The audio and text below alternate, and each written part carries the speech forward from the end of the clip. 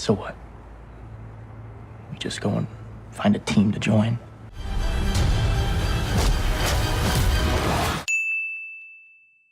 Almost 2 years in the making, The Defenders. Was it worth the wait? This is your 100% spoiler-filled review, so let's do this now. Go.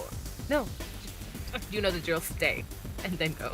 Oh boy, do I have a newfound respect for objective writers out there. Man, how do you do it? How do you not turn your review into a defend piece? Because all I want to do is praise it and find out who the writer is for Jessica Jones so he can script my life. Seriously, who are you? But objectively speaking, yes, the critics do have a point. There is criticism to be had. So let's dive in, warts and all. First off, the pace. Oh yeah, we're attacking the main criticism right off the bat. It takes too long for our heroes to get together. Yeah, it does. But I believe the main culprit for this was the promotional content, and I'll explain why. Basically, there was a disproportional understanding of how The Defenders as a series was supposed to go about and what it actually is. When you go back and you look at all the teasers, the trailers, and the photos, all you see is the four of them together. They're overcoming their differences, the witty banter, the action sequences, pow, boom, wham! All including the four of them. But this does not reflect the slow build-up of the first few episodes.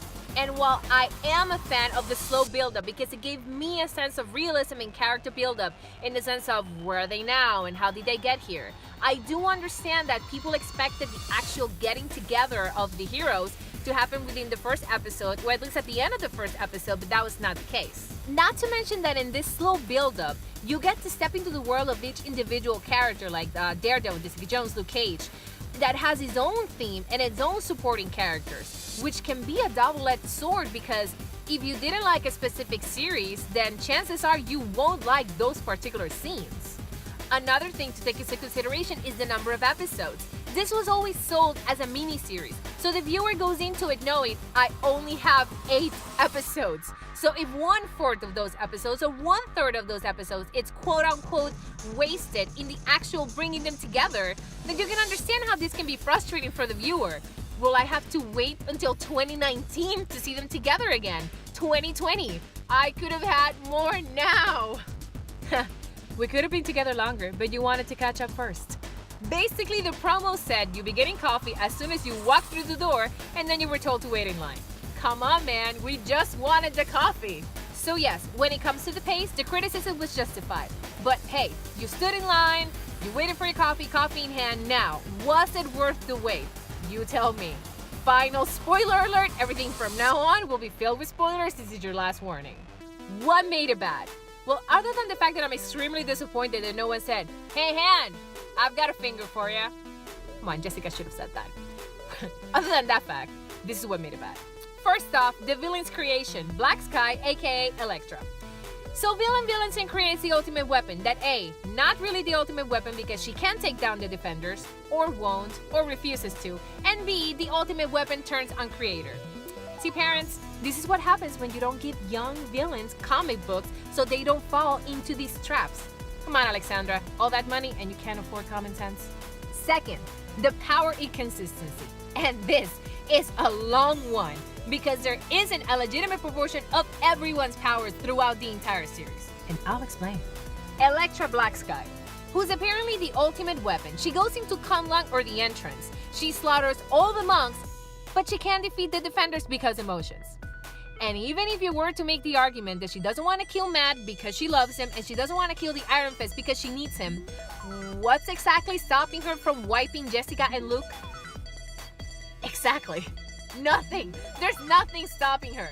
Luke Cage, the immortal Iron Fist, the master martial artist, is not able to do a damn thing to Luke without the fist, but every single member of the hand and their lackeys are able to hurt him. So is Danny that weak? Did they nerf Luke after episode 2? Is there an exclusive hand power-up that we don't know about? Wait, I know what it is.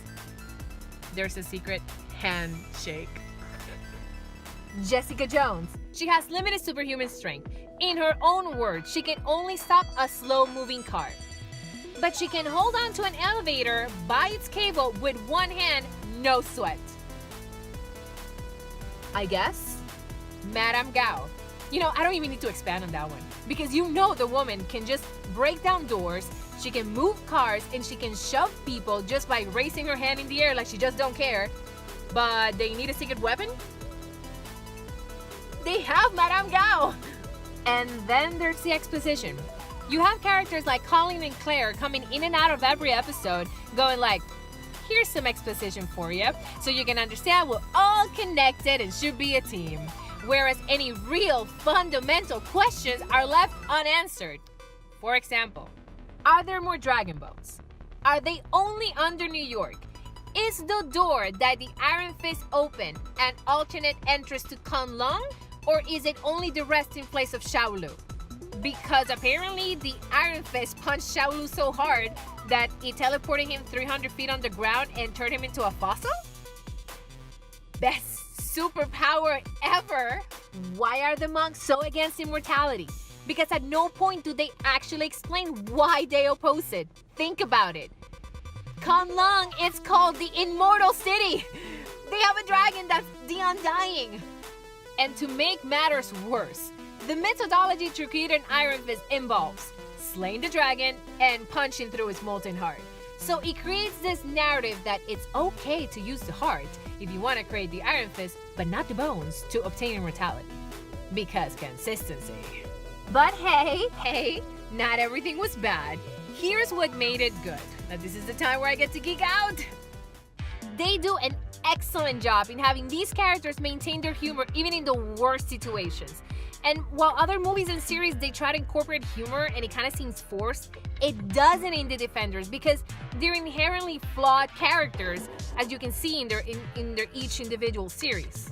So their one-liners in the midst of battle, they don't feel out of place. They instead feel synergetic with the ongoing action and they don't seem forced.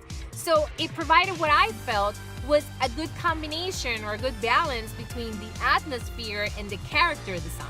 You really gotta hand it to them.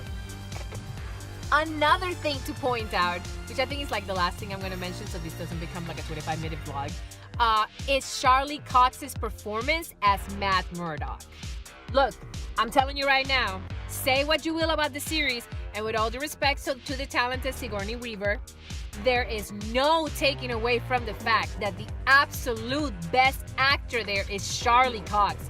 You will be spellbound to his scenes. You can really truly see why Daredevil is the most acclaimed series out of the entire Marvel Netflix universe. It's something to watch. There are so many other things that I can mention about the series that are good.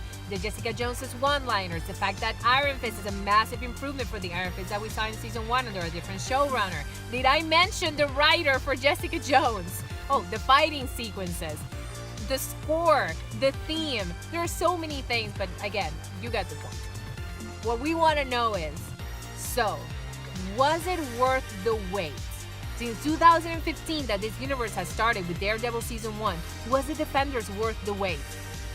Even with some of the criticism related to the build-up and the inconsistencies, I firmly believe it was worth the wait. Because ultimately, whether a series like this is good or not is dependent on if the overall experience outweighs its flaws. So, did the overall experience of watching The Defenders outweigh its flaws? Hell to the yeah! Would I recommend? Yes. Watch it. Please watch it. It's worth the wait. Just don't think about it too much when it comes to the exposition. Just enjoy it. And that's it, guys. If you watched The Defenders, let me know if you agree with some of the criticism, or let me know if there are some awesome things that I obviously forgot to mention because of time, and because I thought that the criticism was more important. So let me know what you thought. And if you're suffering from withdrawal and watched it like 3 times like I did, no judgment, please. Know that at the end of the year, we're getting sometime late 2017, we're getting The Defenders, if only, The Punisher, which I thought we were gonna see at least a cameo of it, but I guess I was wrong. we're definitely seeing the season 1 for The Punisher later this year, and next year we're seeing Jessica Jones season 2 and Luke Cage season 2. Daredevil season 3 goes into production at the end of October this year, but we have no idea when we're getting it yet, so hopefully late 2018, but I think that's being too hopeful, so yes. Let me know if you agree or you disagree, and I really hope that you enjoyed this very, very, very long vlog, but I thought it was important because it's an entire series. It's not only just one movie or one episode. And I've been waiting for this ever since it was announced. Like even before they announced Daredevil, they announced that they were gonna do the Defender. So I was like waiting for it forever. So this is like huge for me. So I watched it like 3 times because this needed to be done. So I really hope you guys enjoyed it. You got any more ideas for vlogs? Let me know. And as always, I am so very thankful that you give me a watch.